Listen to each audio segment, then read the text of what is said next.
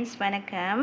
இன்றைக்கி வந்து பார்த்திங்கன்னா நம்ம வந்து சொரக்காய் பருப்பு போட்டு வைக்க போகிறோம். சும்மா கொஞ்சமாக வந்து பிரட்டி கொஞ்சமாக எடுக்க போகிறோம்.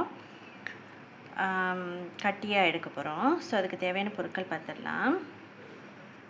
இஞ்சி பூண்டு இடிச்சுக்கணும். இன்னும் இடிக்கலை, நான் இதுக்கப்புறம் தான் இடிக்க போகிறேன். வெங்காயம், டொமேட்டோ, கருவேப்பிலை, அப்புறம் பார்த்திங்கன்னா காஞ்ச மிளகா, வேக வச்சு பருப்பு தனியாக எடுத்து வச்சுருக்கேன். ஸோ செய்முறை பார்க்கலாம் வாங்க. தேவையான அளவுக்கு கடுகு போட்டுக்குங்க ஃப்ரெண்ட்ஸ். அதுக்கு காஞ்ச மிளகா போட்டுக்கலாம். அதுக்கப்புறம் பார்த்திங்கன்னா வெங்காயம் போட்டுக்கலாம்.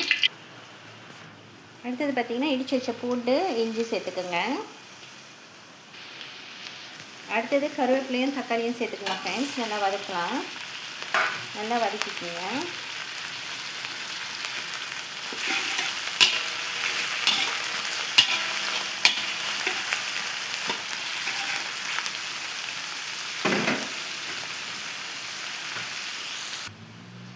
தேவையான அளவுக்கு மஞ்சள்தூள் போட்டுக்குங்க. இது நல்லா தாளிச்சுட்டு இஞ்சி போட்டு வாசனை போகிற அளவுக்கு வந்து தாளிச்சுக்கணும். அதுக்கப்புறம் காட்டுறேன். அடுத்தது பார்த்திங்கன்னா சொரக்காய் போட்டுக்குங்க ஃப்ரெண்ட்ஸ். சொரக்காய் போட்டு நல்லா வதக்கி விடுங்க. நல்லா கொஞ்சம் வேகட்டும்.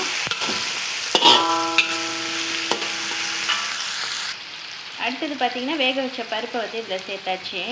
தேவையான அளவுக்கு உப்பு சேர்த்துட்டு உங்களுக்கு தேவையான அளவுக்கு தண்ணி வேணும்னா ஊற்றிக்குங்க. நல்லா அது வேக விடுங்க. இப்போ பார்த்திங்கன்னா ஃப்ரெண்ட்ஸ் குக் ஆயிடுச்சு. ஸோ இதை இறக்கிடலாம்.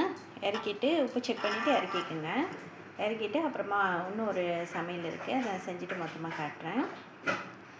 இப்போ பார்த்திங்கன்னா ஃப்ரெண்ட்ஸ் அடுத்தது வந்து நம்ம மீன் பொரிக்க போகிறோம். ஸோ மீன் பொரிச்சிட்டு ஓவரால் எப்படி இன்றைக்கி எங்கள் வீட்டில் என்ன சமையல்ன்றது நான் காட்டுறேன். ஹாய் ஃப்ரெண்ட்ஸ், இன்றைக்கி இதுதாங்க எங்கள் வீட்டில் சமையல். பருப்பு சொரக்காய் போட்டு வச்சுருக்கேன். அதுக்கப்புறம் பார்த்திங்கன்னா மீன் பொரிச்சிருக்கேன். ஸோ வீட்டில் என்ன சமையல் கமெண்ட் பண்ணுங்கள். ஓகே ஃப்ரெண்ட்ஸ், மீண்டும் உங்களை இன்னொரு vlogல சந்திக்கிறேன். பாய். சேனல் பிடிச்சிருந்தா சப்ஸ்கிரைப் பண்ணுங்கள், லைக் பண்ணுங்கள், ஷேர் பண்ணுங்கள்.